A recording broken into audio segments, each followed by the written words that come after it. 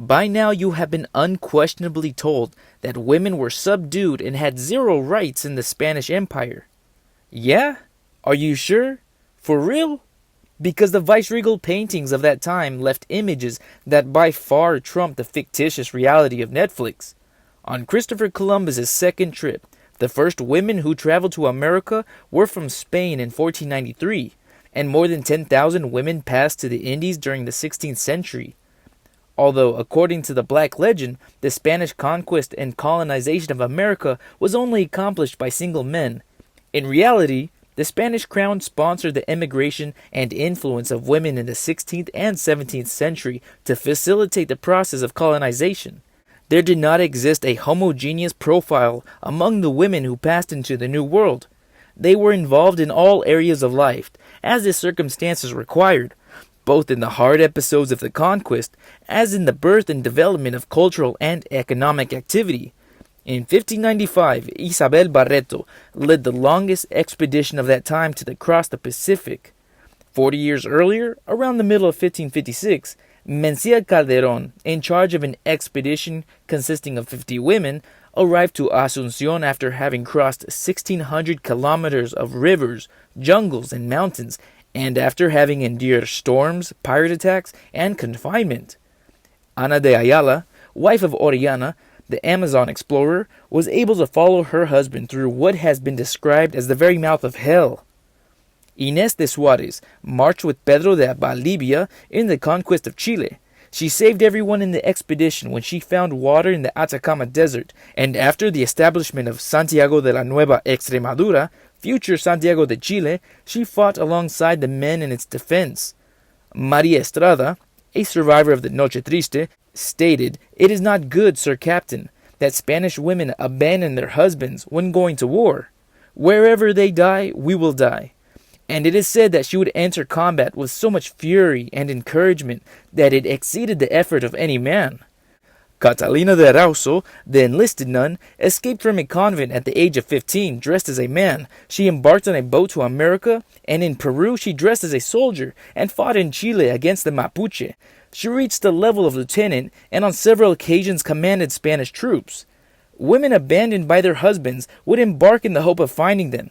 Isabel de Bobadilla, raised in the court and wife of Pedro Arias Davila, wrote to her husband, "Wherever luck takes you, know that I will accompany you.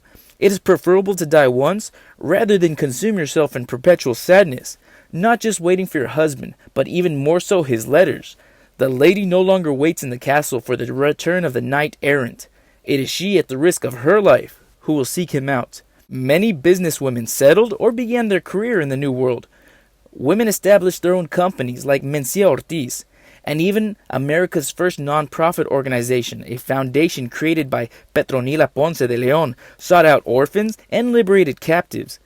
There existed innovators like María de Escobar and Inés Muñoz, the first to cultivate wheat and barley in Peru. This would radically change agriculture and American food. Those women fought and they negotiated, but they also governed with success. There were viceroys like María de Toledo, wife of Diego Colón, governors Isabel Manrique Aldonso Villalobos, Isabel de Bobadilla, and Beatriz de la Cueva, along with Juana de Zarate and Catalina Montejo, both of whom were ahead of their time. The Spanish women who went to the New World founded cities, hospitals, convents, orphanages, and schools, but their most important work was being the pillar of the family. The conquered territories became colonies based on family, and without doing so, would have converted the discovery campaigns into exploitive colonies or in commercial factories. Many of them were whittled in several occasions because of continuous campaigns. Women laid the roots for a new society based on the home, and also on communication with the natives through language, an instrument by which culture was exchanged. This occurred through educational centers that in many cases were presided over by women. It's not surprising then that there appeared very early on important women writers like Sister Juana Inés de la Cruz.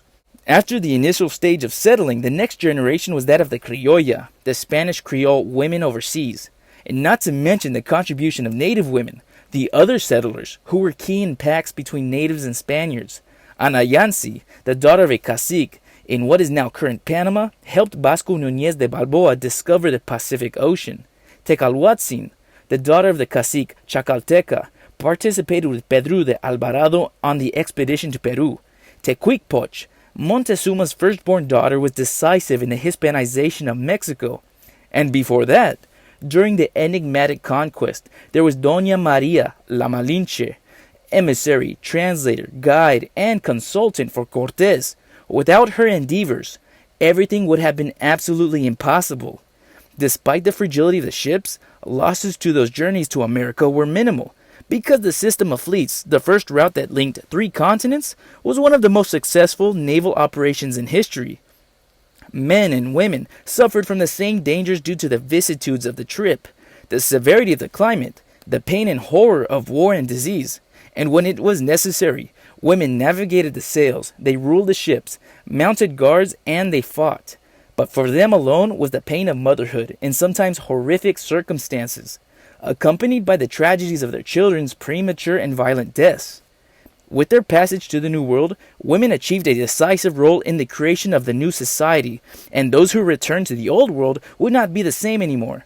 And these were not the only cases. For example, 2 Spanish national heroines should also be mentioned.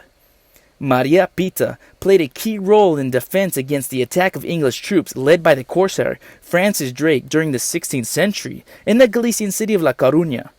In revenge for the death of her husband, she killed the English lieutenant, brother of Francis Drake, and in doing so she produced the withdrawal of his soldiers. And also Agustina de Aragon, who fought against the Napoleonic invasions of Spain in the siege of Saragossa. When all seemed to be lost, Agustina fired a cannon at the French troops who were entering the city, and those who did not die fled, thinking it was an ambush. After this incident, she continued to participate in the defense against sieges of the city. And by becoming a myth, she toured several places in the Spanish region to encourage the troops. It is commonly accepted that the first woman to teach in a European university was the Italian Laura Maria Caterina, physicist and philosopher who taught in Bologna in the 18th century. She does deserve a lot of recognition, without a doubt, but it's not true that she was the first. In reality, the first women, because there were 2, to teach in a European university were Spanish, Luisa de Medrano and Francisca de Nebrija, the first in Salamanca and the second in Alcalá, both in the early years of the 16th century. And that's not even mentioning the intelligent women who taught Latin to sons and daughters of kings and queens, like the great Beatriz Galindo. This is one of the lesser-known facets of the Spanish Renaissance, the significant contribution to Spanish cultural life by women of merit, something practically unprecedented in Europe at the time. The laws of Toro, regarding the marital license. Also, it is noted here from Law 54 through Law 61 that the husband is the one who administers his wife's finances unless she has written authorization. But again, this is not a free rein for her husband. Law 57 establishes that a woman can oblige the husband to grant this authorization if she has a legitimate cause, or even get it directly from a judge. Even though a legitimate cause is not specifically defined, I think we can understand what type of situations these laws were dealing with by simply reading them. Some of the restrictions of the laws of Toro may appear a little odd. For example, Law 54 prevents women under the system to give up the money of an inheritance. Also, Law 55 prevents bringing a woman to trial without also denouncing her husband, since both are the same legal entity. Law 60 establishes that a woman does not have the obligation to pay her husband's debts because she does not manage his money, but she does have the capacity to collect his earnings. Law 62 summarizes perfectly the spirit of these laws by declaring that no woman should go to jail for any civil cause. End of story. I think these laws make it quite clear that the purpose of the marital license is not to oppress women, but favor them. And this makes a lot of sense if we keep in mind that the laws of Toro were established by, guess who? 2 women, Queen Isabel la Católica and Juana I.